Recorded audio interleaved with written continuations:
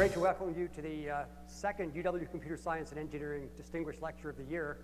Thanks for being here, and I'm privileged to be able to introduce UW President Michael Young. Thanks for being here. I am delighted to introduce our speaker today. Now, I say that every time I introduce a speaker, so you would have to assume that that's just rhetoric. But it really isn't this time. Now, don't tell the other speakers I introduce. It really isn't rhetoric this time. Brad Smith is, as you can see from the title here, the General Counsel and Executive Vice President, and we are for Corporate and Legal Affairs, and we are delighted to have him here at the university with us today. He has been a real friend of higher education. He has chaired the Governor's 2010 Task Force on Higher Education, and he has been the principal champion of enhanced flexibility that the legislature has now given us to operate the university in order to operate more efficiently and effectively. He has been both the creator and the champion of a scholarship fund, a public-private partnership scholarship fund to enable people to come and receive higher education in a more affordable way, in ways that both allow them to come and also don't, in the end, because of debt load, don't distort career choices. All of that is central, I think, to what we're talking about today, which is innovation. His title is General Counsel and Secretary of the Corporation, but I think Executive Vice President of the Corporation, but I think that really underplays just how extraordinarily influential and imaginative he has been as a business leader in this community.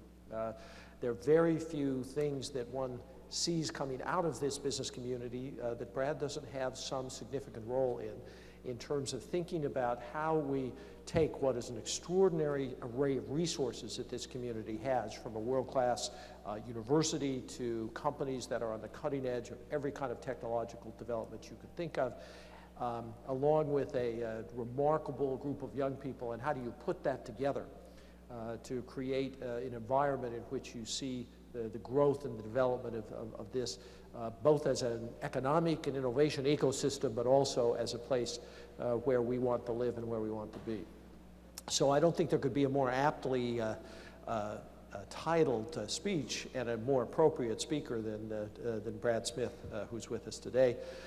He did his undergraduate work at Princeton and his law work at Columbia Law School, where he was just as smart there as he is here. I happened to know him a little bit when he was there, and it's a trajectory that all of us who knew him at that time would have expected and continue to happily applaud. So Brad, we're delighted you're with us today. Thank you so much for spending your time today. Thank you. Well, thank you, President Young, who I knew when he was Professor Young. And it's great to have the opportunity to connect here this afternoon. It's great to be here with all of you representing such important parts of the university, and frankly, to be here on behalf of Microsoft at an institution that has been one of our company's most important partners literally for 3 decades. Here we are in a building named after Paul Allen, at a place that is in the shadow of the location that Paul and Bill Gates chose as the headquarters of Microsoft after founding the company in Albuquerque. And I think many people don't realize that a principal reason that Bill and Paul moved Microsoft from Albuquerque to this area was because they recognized that this would be a place where they were likely to be more successful in recruiting great people to build great software.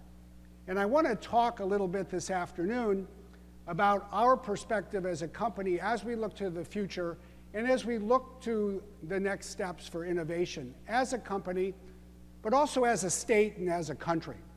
So I'd like to start and give you a little bit of a perspective on where we're going, the way we see innovation, the kinds of innovations we're focusing on, but then use that as a jumping off point to some of the big public innovation challenges that the country, the state, and to a large degree the world are all facing today.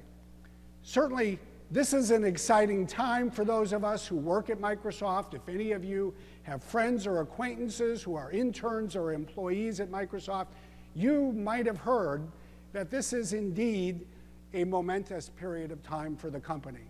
Just in the last week, we've launched not just the biggest advance in the Windows operating system, literally since 1995, but our first foray into hardware with the Microsoft Surface.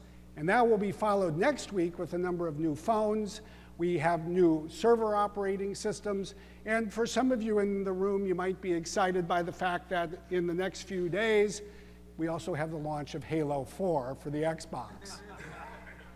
But it's not just a new generation of products.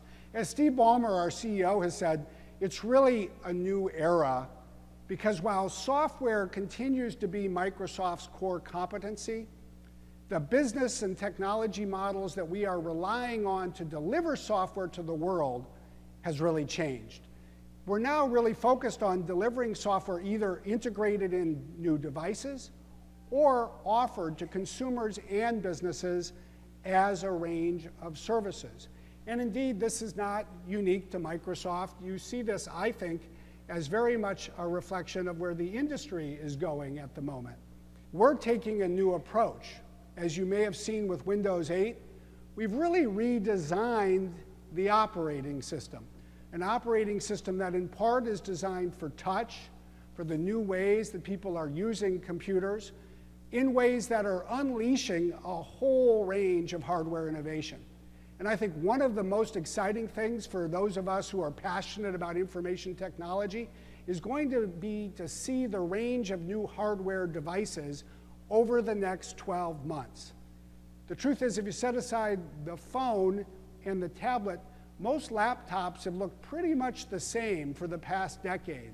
The screens got a little sharper, everything got a little thinner and lighter, but we're going to see more variation, more experimentation in hardware, in part because of what we've worked to bring to market in Windows 8 and really unleash the new things that hardware companies have the opportunity to create. At its core is something that we call the best of both worlds. If you think about how computing use has changed over the last 5 years, computers really started from the advent of the PC as devices that were used to create content. But kudos to Apple and others, they've really created a competing or alternative paradigm where computing devices are used to consume content. So maybe you're reading, maybe you're watching a video, maybe you're listening to music, and then what people often do is they have a hard time figuring out, well, what are they going to do when they want to go back to really creating something? If they're working with a spreadsheet, creating a PowerPoint presentation, writing something that's more than a couple of paragraphs long. Most people at that point put away their tablet, they put away their iPad, and they take out their laptop. And of course, this has been great news for hardware companies and for the people who make the plastic bins that you see at the airports. Because more and more people are taking more devices and loading them up. But of course, you have to ask, does that really make sense? Are people going to want to walk around with two devices? So what we've really tried to do with Windows 8, and especially what we've done with our new hardware device, the Microsoft Surface that went on sale last Friday, is create a device that on the one hand is well designed for the consumption of content. It has the tiles and it's all designed for touch. But as I'm sure as many of you have also seen or read, it also has the traditional Windows desktop. So if you want, you can go back and it has Word, it has Excel, it has PowerPoint, it has OneNote, so that you can go back and edit the documents without having to pull out a laptop. Of course, what people have also learned is you really need a keyboard. If you want to do some serious writing, you actually need a keyboard. And the truth is, nobody had designed a great way to integrate a really light keyboard with a tablet until last week, where we took this for the Surface that at one level is just a cover, and at another level is a keyboard, and it just snaps. And by the way, it's strong enough that you can do that without worrying that it's going to fall. And you can do that, and it's the same cover, but you can do this, and you have a kickstand, and you have a keyboard, and you have something that, for all practical purposes, is basically as good as your laptop. And if you want to use a mouse, you've got already a built-in pad to do that, but it also has a USB port. You can plug in a wireless mouse as well.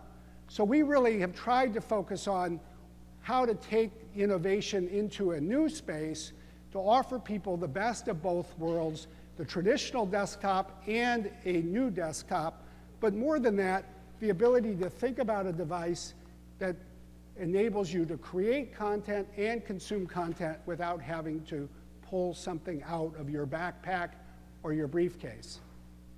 It's not just that. We've also really focused on the different ways that people use computers. Some people increasingly rely on touch. Some people like to type. Some people like to take out a stylus and write. And we'll have a device out on the market in January that runs on Intel processors that has a stylus built in so you can write on it as well. Some people like to scroll with a mouse. Some people like to draw. Ultimately, you should be able to do all of that with one device. That's our vision, at least in part, about where computing has the opportunity to go.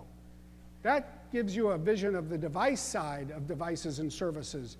The thing that makes all of this service-oriented as well is the fact that all of these things are cloud connected. We've integrated, as some other companies have as well, cloud storage. Ours is called SkyDrive. It automatically synchronizes what you create with a server in the sky. You can go to your phone, you can go to your laptop, you can go to your desktop, you can go to another surface, and the document is right there, your photos are right there. We've created a new version of Office we're launching as well that creates this kind of storage and collaboration capacity. It's what we're doing with Xbox Live, with Skype, with Windows Azure as a platform, all across the board. This notion of providing computing software as a service is really opening up a world, I think, of new scenarios, both for users and for developers. All of this, I think, helps us focus on a broader question, which is really important, I believe, for people across the country. It's certainly important for engineers. It's important for lawyers. It's important for people who care about public policy. How do we strengthen the state of innovation in our industry and across industries? How do we build a stronger foundation for innovation as we look to the future? We definitely have a point of view as a company. It perhaps starts with the fact that as a company, Microsoft spends more on research and development than any other company in the world. And in fact, the single largest R&D center in the world, in the private sector or in the public sector, happens to be just on the other side of Lake Washington. There is no R&D center that is larger than the one that we have the opportunity to work at every day. One of the great things that you learn that they don't often talk about, I find, in universities quite as much as one should, is that whenever you're really talking about a technology business, it actually is a people business. We often have conversations with people in the world who think of tech as all about products and all about engineering that feels a little bit beyond the grasp of many people from many other fields to really understand. But the truth is, tech is a people industry because you're only as good as what you're continuing to create, and you're only as strong as the next version of the products that you're going to bring to market. And that means that there is no asset that is more important, in my opinion, to a tech company than its people.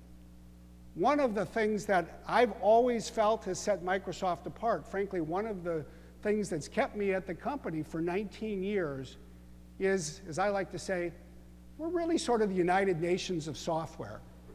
If you go across the lake or you meet people in South Lake Union and other places where we have offices in this area, you'll find about 40,000, 45,000 Microsoft employees.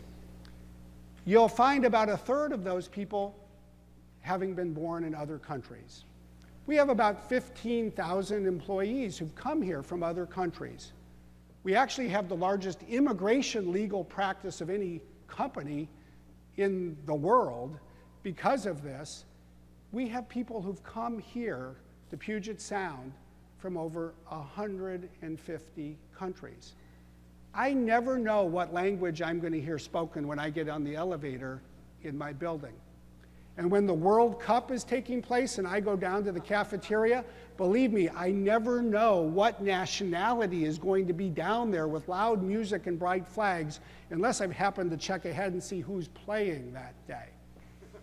But it makes for an amazing environment for innovation. Because if there's one thing I've also learned over the years, it's that when it comes to innovation, diversity is our strength. It's all about creativity.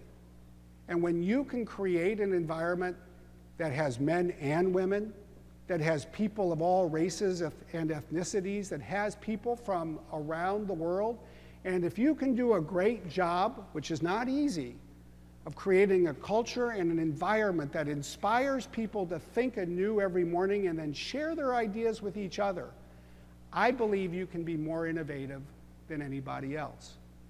And in a world that's increasingly competitive, in a world where the United States has less than 5% of the global population, I would probably argue that there is one, and perhaps even only one characteristic that truly is unique to the United States.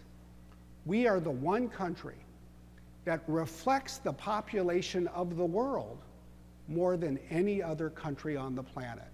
Not just in terms of our willingness and ability to welcome immigrants, but to be a society that has brought together so many people from so many different walks of life and ways of thinking over time. And if we're going to be great innovators in the future, not just as a company, but as an industry, as a state, and as a country, one of our greatest opportunities is to figure out how to harness the strength that diversity offers. Of course, if diversity is our strength, we also have some challenges, because our educational system has actually become a bit of a weakness in the United States, especially when it comes to the STEM disciplines, and perhaps most especially when it comes to computer science. Right now, Microsoft has over 6,000 open jobs. 3,400 of those open jobs are in engineering, core tech, which is actually over 30% more than we had a year ago. And we are not unique. When I talk to other large companies in the tech sector, when I talk to other startups or small companies in the tech sector, when I talk to people who run other companies, period, if they have any part of their business that needs computer scientists, and most businesses these days do, one of the things that people talk about is the shortage of talent we currently have in this field in the United States. And it's actually a constraint on the industry's ability to keep innovating and growing within our own national borders. It's something that we need to do more to think about and to address. When you look at it, I think there's a lot of cause for concern about the state of computer science education in the United States, perhaps especially at the high school level. You know, right now in the US, if you happen to take the computer science course or an advanced placement computer science course, there are only 9 states that even recognize that that will fulfill your math or science requirements towards high school graduation. 41 states basically put computer science at the same level as woodworking when it comes to enabling a student to fulfill their science or math requirements for high school graduation. Now, the reality is that is a poor place to be. But the reality is also the fact today that for most students, unfortunately and ironically, this doesn't matter. You know why? Because most students don't have the opportunity to take computer science in high school. There are 30,000 public high schools in the United States. There are 12,000 private high schools in the United States. That means there's 42,000 high schools in America, and of those 42,000, only 2,100 offer the advanced placement course in computer science. So the reality is you have to be one of the fortunate few to have the chance to study at an advanced placement level computer science in high school. When we look beyond high school and look at the state of higher education across the country, nationally, we have a college completion crisis. One of the interesting statistics is right now about 70% of people who graduate from high school will go on to higher education within a few years of their completion date. We don't have a population that is lacking in ambition, but we do have a population that is lacking in success. Because nationwide, only about half of the students in this country who enroll in a 4-year degree program will get that 4-year degree in 6 years. And if you look at the community colleges across the country, the fact of the matter is the situation is even more dire. Because if you look at students who start out and enroll in a 2-year certificate program, only about 30% of them will get that 2-year certificate in 3 years. At a time when, quite appropriately, there's so much talk about the problems and challenges that people face when they graduate with so much debt, it's easy to forget one fundamental fact. What's worse than graduating with a lot of debt? Dropping out with a lot of debt. And unfortunately, that is the reality that many people are increasingly facing. Happily, not so much at the University of Washington, but for the generation of students in the United States today, this has become an increasingly common phenomenon. It's why we've decided to use our voice as a company. In part, it's to solve a very practical business problem. How do we help ensure that we're going to be able to grow in the United States by attracting and keeping the talent that we need, but also to address a problem that we're actually quite passionate about. It's why we've recently proposed a new approach, a new national talent strategy. We've proposed in Washington, D.C., that the federal government spend $5 billion over the next decade to provide grants to the states so that money could flow to those states that are prepared to invest in these areas at the secondary school level, in higher education, to improve, perhaps especially, the opportunities for young Americans to learn computer science, but also other STEM disciplines as well. And of course, if you propose anything these days, it's not likely that your ideas are going to go anywhere unless you can figure out how to pay for it. So what we've proposed is that this be coupled with the kinds of short-term steps that would enhance immigration into the country of people who have skills in these fields that are in short supply. Specifically by adding 20,000 H-1B visas a year and adding 20,000 green cards in these fields, charging more money and using that to raise the $5 billion that then would be spent for investments in strengthening education. But the other thing we've really concluded is that this is not a problem that government can solve by itself. It really takes lots of different people from across society to come together to address what we believe is one of the most important issues and challenges of our time. It's why we as a company have invested more of our money, including $25 million for scholarships here in Washington State to help kickstart, together with Boeing, the Washington Opportunity Scholarship Program, which will focus on degrees in STEM disciplines. It's why we're supporting the Washington STEM Center to focus on these issues in Washington State. It's why we're thrilled to partner, including with the University of Washington, on work to reach into the community, to promote these opportunities, and to help energize the state of education in the K-12 system. It will take all of us if we're truly going to move the needle in a significant way on what we believe is one of the biggest challenges we need to address. That's part of what we need to do to move innovation forward. There's two other things I wanted to touch upon as well.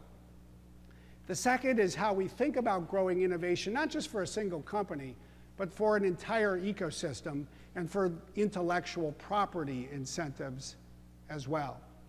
This is something that people at Microsoft have thought about forever, because if there's one thing that Paul Allen and Bill Gates innovated in, perhaps as much as in any other, it was about the creation of a business model that would create opportunities for lots of other people and not just for a single company. It's what we're bringing to the next generation with the Windows Store when it comes to applications for Windows 8. It's part of what has led us to offer what I would argue is the best deal and the biggest opportunity for the developers of applications. When we designed the Windows Store, we decided to offer a better revenue split with developers than Apple and others were offering. Whereas Apple takes 30% of every developer's dollar, we would only take 20.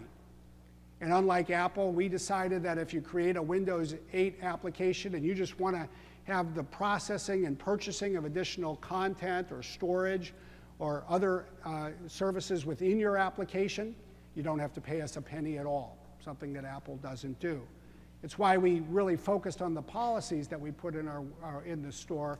It's really all about trying to enhance the ecosystem opportunities for other developers.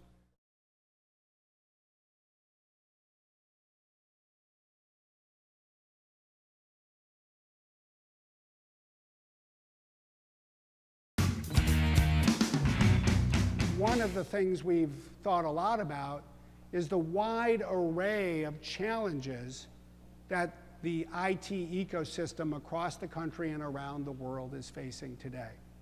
It's actually a set of issues that have been in the news throughout the year. 2012 has actually been a momentous year. It's been a pretty chaotic year when you think about it, because January started with a national conversation about an acronym that no one really had heard of, called SOPA. And as the year unfolded, people talked more and more about patents than they've probably ever talked about in society over the last 1, 2, or 3 decades. Certainly from our point of view, we need some new answers. Just having stalemates are not going to be what moves our industry forward. We need to think afresh and anew about some of these IP challenges. It's why, to some degree, we would say that if we're going to find a path forward, the very first step actually is not in the courts, it's not in the legislature, it's not in the Federal Trade Commission, it's actually in industry itself. We need to think about what we can do to be more creative to address some of these new IP issues. And certainly at Microsoft, if there's one thing that we have probably done more than, I would argue, any other company, we have brought lawyers together with engineers and with business people. When it comes to online piracy, our thought was not to go to Congress, but to figure out what we could do ourselves combining these different disciplines. The truth of the matter is the 2 most pirated and counterfeited products in the world measured by value are not Harry Potter movies. It's not the latest CD or song. They are Windows and Office. And yet, unlike these other industries, we've actually made what we believe is quite substantial progress in reducing the online piracy of these products to a level that doesn't have a material impact on our business. We still have huge offline problems, especially in emerging markets in China. But online, we've really gotten it under control to a substantial degree. How? We develop software technology that crawls the web, that has additional approaches to diagnose and identify sites that are offering illegal software. We've automated legal enforcement techniques to persuade sites to bring these down. It's why if you look at any public report of what sites are being taken down the most often, they're typically sites that have Microsoft counterfeit or pirated software. But that's actually not the measure of success. we decided that the measure of success is how long it takes somebody to find a pirated or counterfeit version of our products on the web. If it takes a pretty long period of time, the truth is it's not likely to be a significant business problem. Our goal is to always ensure that it takes at least 300 seconds for an average computer user, 5 minutes. And we measure this with software that we created, and we measure it every day. And almost every day it takes at least 10 minutes for even a sophisticated user to find these products using these legal techniques. And when it comes to patents, we have filed some litigation, but not much. The reality is 80% of the Android phones that are sold in the United States have a license to our patents because we have a patent agreement that we've negotiated and put in place, including with Samsung and HTC and LG and many other companies. And so our view would be engineers and technology and business skills and business practices have a lot that they can add to the work of lawyers, and when we bring these disciplines together, we can actually make a lot of progress. We will not eliminate problems, and no one should ever think that we will, but we can make them smaller. And by making them smaller, we then create an opportunity for the law to catch up with advances in technology. And in many respects, we would argue that the law does need to catch up. It needs to definitely catch up in some respects in the patent space, and to a lesser degree, but in some ways, in the copyright space as well. The point that we often find ourselves asking people in Washington, D.C., and literally around the world to think about is this: we've been here before. If there's one thing that we've done at Microsoft, we've developed our strategies for dealing with these problems by trying to apply the lessons learned from prior inventors and prior technology leaders. And I think if there's one thing that's actually unique about the history of the United States, it is the fact that the development of technology and the development of democratic and Republican principles have really been intertwined, actually, since literally the year that our Constitution was written. One of the great coincidences in American history is the fact that in August of 1787, on the banks of the Delaware River in Philadelphia, a mile from where our founding fathers were writing the Constitution, there was an inventor working on what was clearly going to be the defining technology of their time, the steamboat. And ironically or happily, coincidentally, there were only 2 inventors working on it, and one of them, a fellow named John Fitch, got the darn thing working in August of 1787. And somewhat amazingly, it worked for about a month. But on one of those days, in that month, in August of 1787, the Constitutional Convention took a recess, so about 3/4 of the attendees could ride up and down the Delaware River and experience that steamboat. 1 week later, they put into our Constitution the clause that gave to Congress the authority to create patent protection and copyright protection. And when they had that vote, there was no debate. There was no need for debate. They had all seen this a week before. But this was at a time when the scientific method was undeveloped. Engineering practices were not even a phrase. There was no patent law that created the incentives in place for John Fitch or his competitor James Ramsey to actually perfect their invention. And so they both failed. Fitch ended up committing suicide. Ramsey moved to England because it actually had a patent law, and it was literally 2 decades before the continent and the country saw a working steamboat again, when Robert Fulton returned from Europe and built it and went up and down the Hudson River. But the truth is, every technological advance has unleashed a wave of legal and political challenge. It happened with the sewing machine, which frankly reshaped the American Midwest. Talk about an invention that improved the lives of women. It happened with the railroad, it happened with the airplane, and what we found time after time is that people have had to grapple with something that seemed about as dramatic as the so-called smartphone patent wars seem to us in our day. But I would say that what one repeatedly finds is that the way you solve these problems is you have those in the tech sector first find ways to make them smaller. Then you have courts take on the challenges and address some of them, and then you have Congress fill in what is left. And that, in fact, is what we're seeing today. The last thing I wanted to touch upon is the state of privacy across our industry, in the country, and around the world.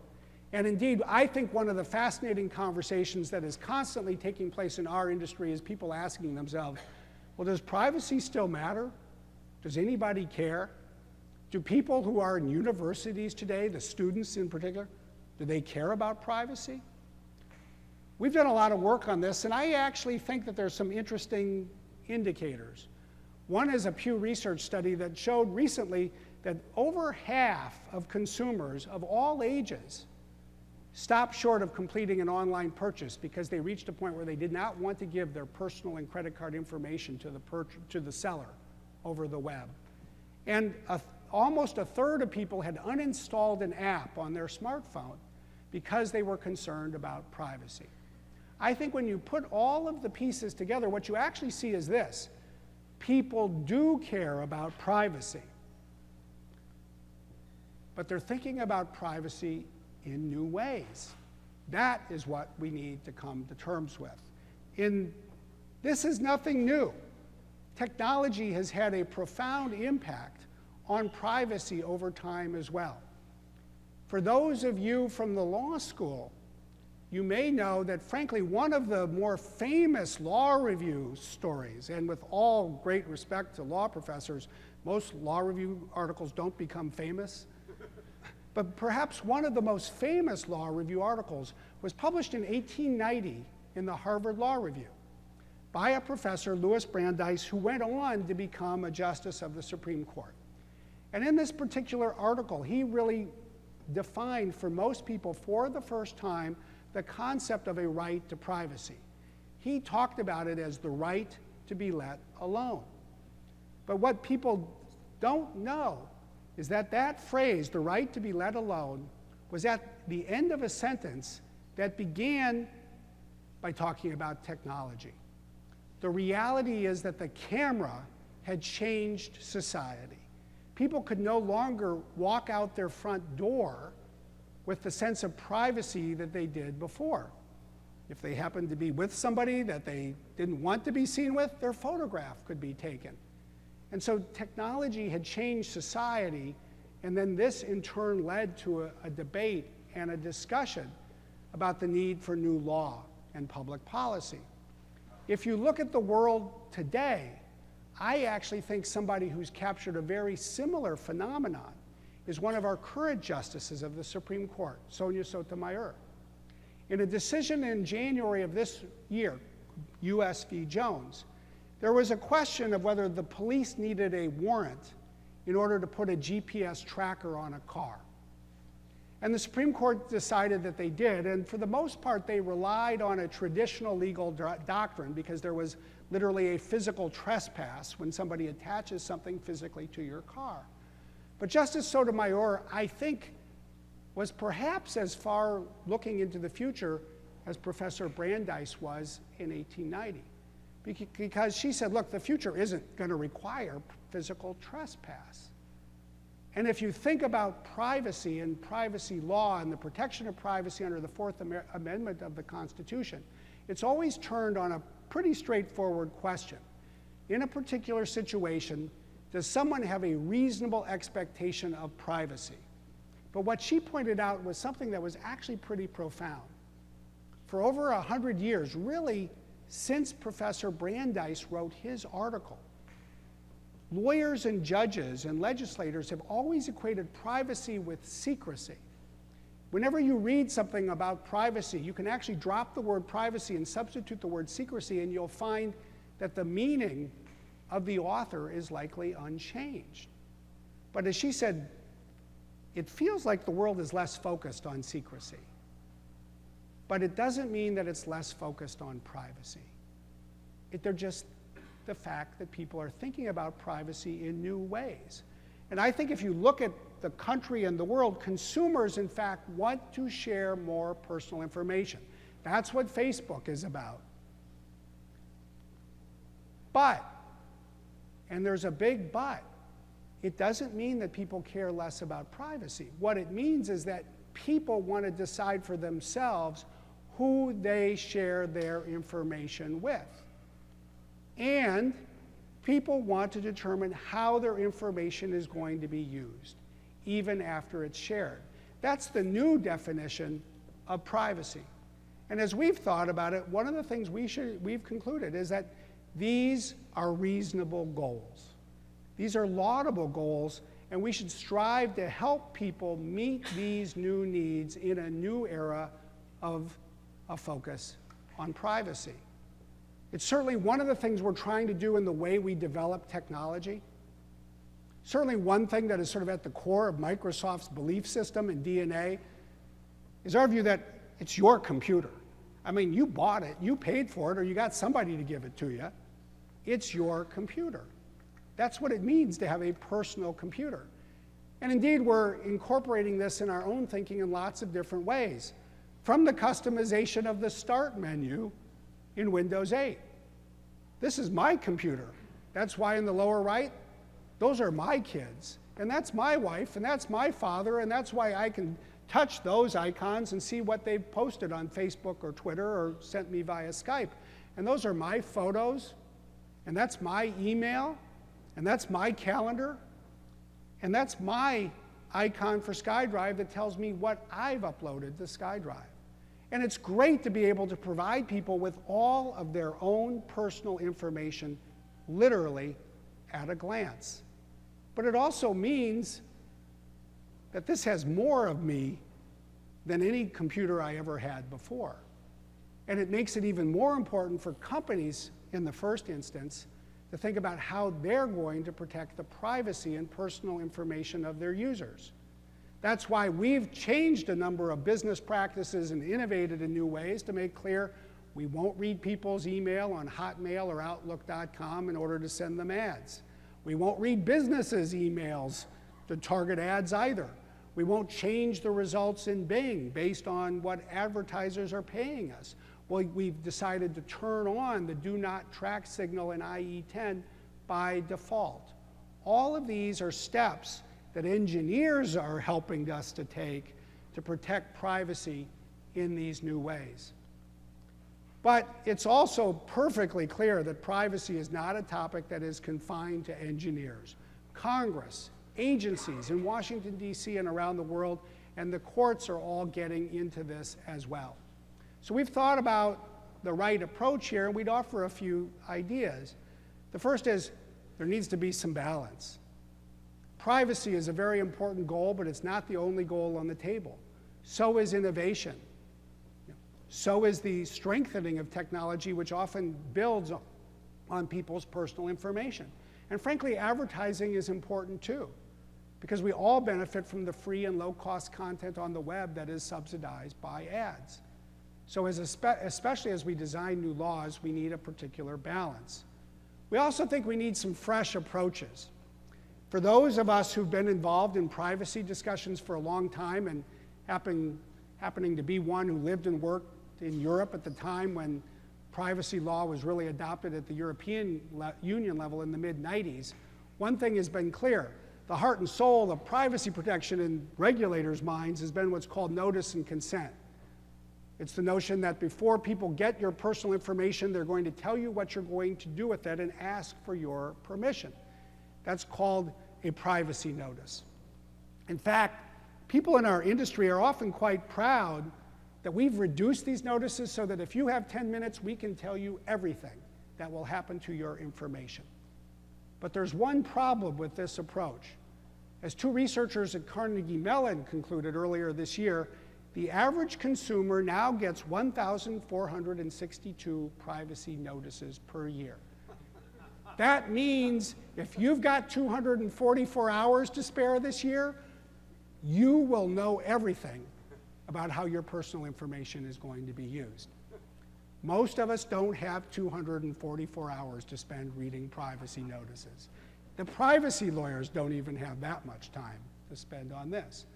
So we need some fresh approaches. We need to look to what have been described over the years as fair information practices, a set of principles that have increasingly been adopted with the support of engineers and technologists, but also regulators, that go not just to notice and consent, but limitations on use, security protections, and a variety of other aspects that are important to privacy.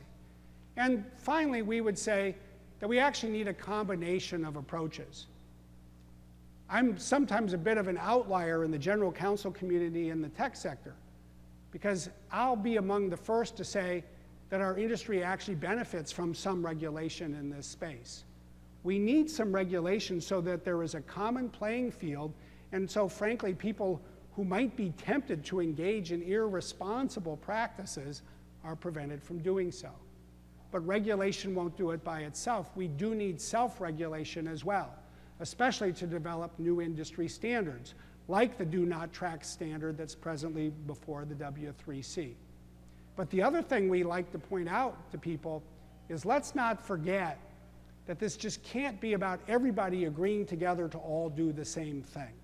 Because sometimes in the debates about privacy, that in fact is what people suggest. We need to have market-based innovation too.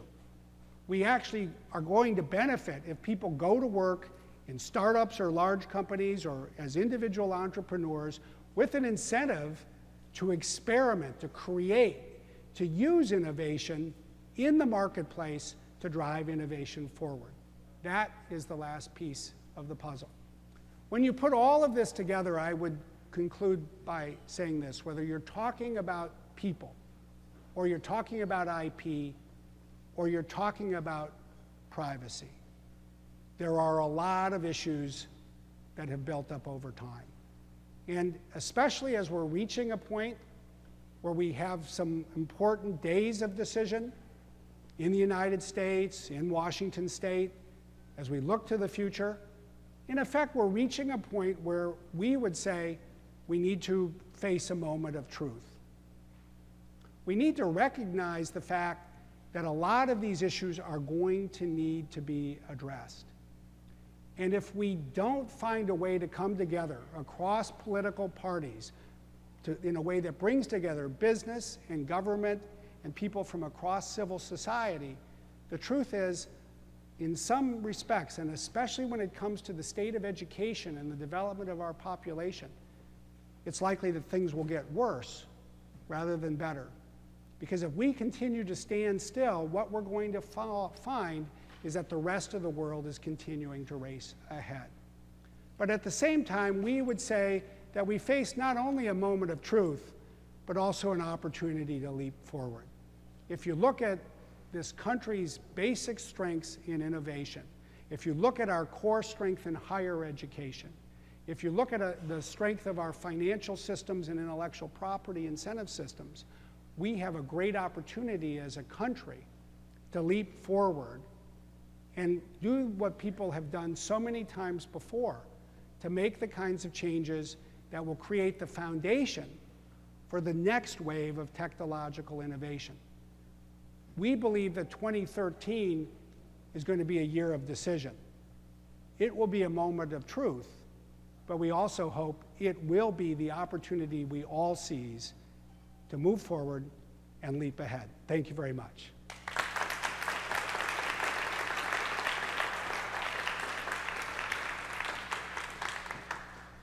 So we have time for some questions before reception. There are microphones in the back. Let me invite you to ask Brad some questions. So you brought up patents. I'm curious whether you'd comment on what you think should be done with patents today. In particular, it seems crazy that software patents can be received without ever actually having implemented the thing, just had the idea for it. And secondly, it seems absolutely insane that they last for 20 years, given that, 20 years ago we didn't have an internet. Well, the first thing I want to say is, because you asked the first question, I have something for you. It's Microsoft Surface.